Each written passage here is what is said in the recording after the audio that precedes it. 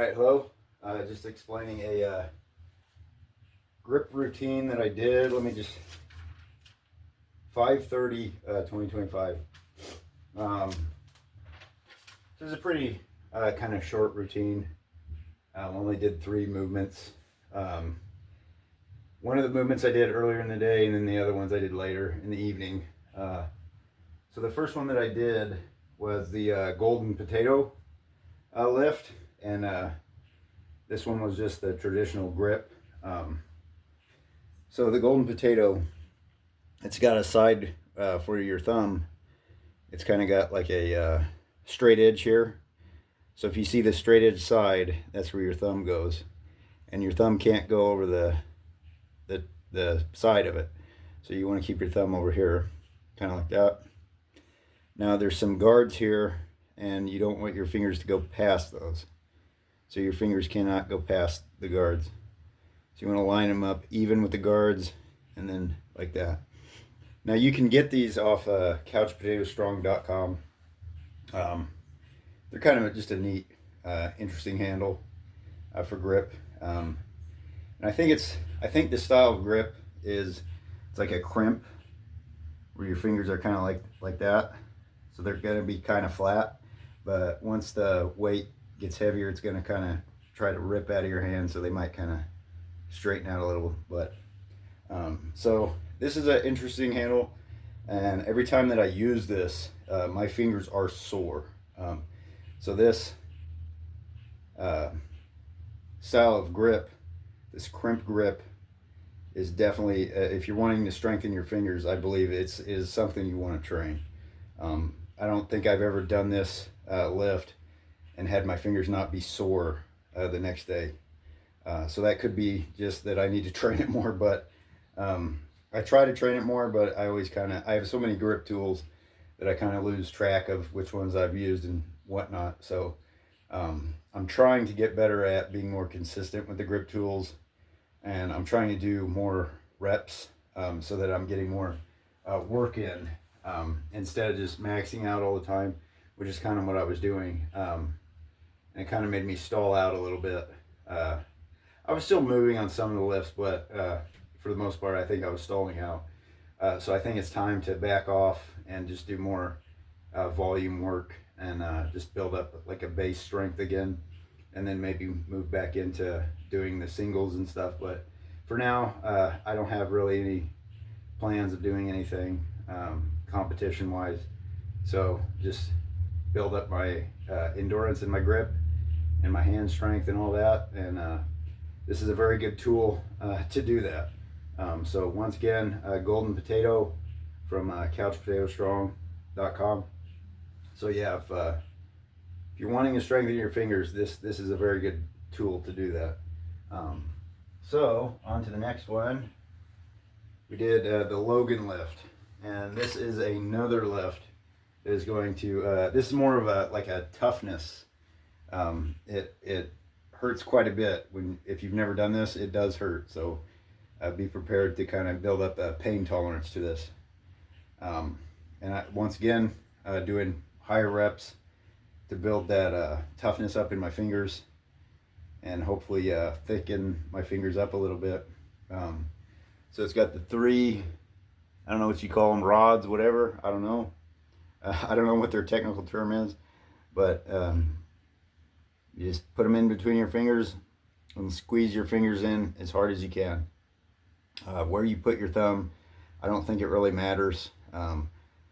Sometimes my thumb feels strong on the side, and then sometimes it feels strong over here. I think this last time I did it, it felt better over here, so I was putting it over here. And if you kind of notice, I did tape up the bottom here, and that's just so that it would fit. I got this loading pin here. I just wanted it to fit snugly onto that loading pin. So as you can see, it's not perfectly snug, but it's better than it was. You can use this on a other loading pin as well, but what I find, if I don't use it on a loading pin where it stays flat the entire time, sometimes my hand naturally tries to go to the sides to try to get leverage, and I don't want to do that. I'm wanting to build that the grip strength and not really trying to like leverage it, you know, because a lot of the grip lifts, if you lift with a bent arm, you can get some leverage and you can add pounds to your lift, but you're using leverage instead of actual squeezing grip. So that's why if I can use this loading pin, I like to use it, because it makes me have to lift with more of a straight arm, and it's just a personal preference for me. So if you don't have this loading pin, you can definitely use the other loading pin. It's not a big deal, but it's just what I do, and I'm just explaining why there's a ton of tape there on the bottom. So the next lift that I did, that's the Logan lift. I got this from armassassinstrength.com. They do make this. I think it's another company called Grab Hold. They do online competitions, and this is one of their tools, but they make it to the same specifications. So Arm Assassin makes this to the same specifications as Grab Hold. So if you go to the website, you'll kind of see that. You'll see Grab Hold there, but Arm Assassin Strength Shop makes it. So hopefully I'm rambling on here, but I'm just explaining that in case you see it. It's the Logan lift, and then the last lift I did. These were all kind of like hand toughness lifts. This one, I've explained this one before, as I said. It is the chain lift, and the chain lift, it is very painful.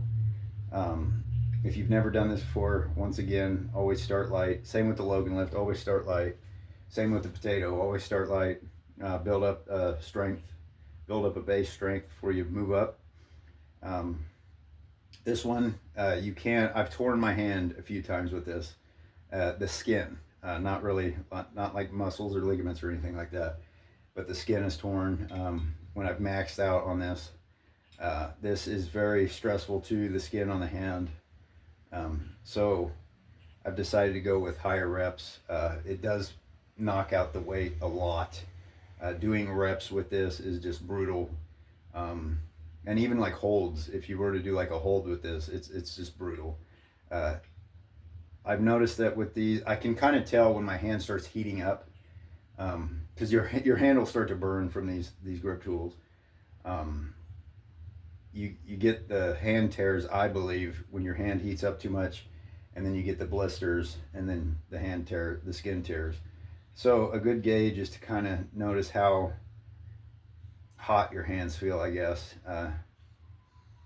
If you've never done that, it probably sounds like strange, but when you do any type of grip lift, your hands, the friction of gripping them, you do feel your hands heat up. So with this, I mean, your hand feels like it's on fire. So when you get to that point, I would just definitely either back off or either stop for the day, or at least take a break to see if your hand feels any different. Because the times that I have torn my skin on my hands from this, my hands were on fire, and I ignored it and I kept going. So a lot of things with these tools, do learn to listen to your body like anything else that you do activity wise. Listen to your body and back off. Especially with this, you're gonna hit the wall pretty quick, unless you've been training. Unless you have a job where you work with your hands all the time, in situations like stressful situations, like a welder, or you're handling things. Your hands are probably pretty tough. You can probably handle this for quite a bit of sets, but I don't really work with my hands anymore, so my hands aren't as tough as they used to be. I remember when I did bricklaying, my hands were pretty calloused up. So nothing really ever bothered my hands, but I don't do that anymore. So my hands can get pretty fatigued and torn up pretty quickly. So I'm trying to change that with these exercises.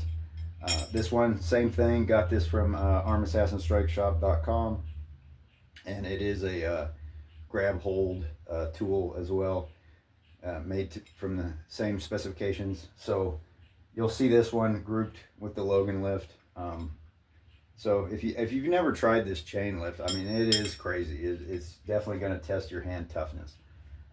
So if you're into that kind of thing, give it a try. If you're not, then obviously don't. That's the beauty of grip training, is there are many different types of grip and many different types of grip tools out there. So if you're interested in grip training, just start looking around at the tools and try out what interests you. So hopefully these videos help explain these things a little bit. I'm not an expert by any means, but I do know a few things. But on that note, if you have any questions, comments, or tips, leave them down below. Thanks for tuning in, and we'll see you soon.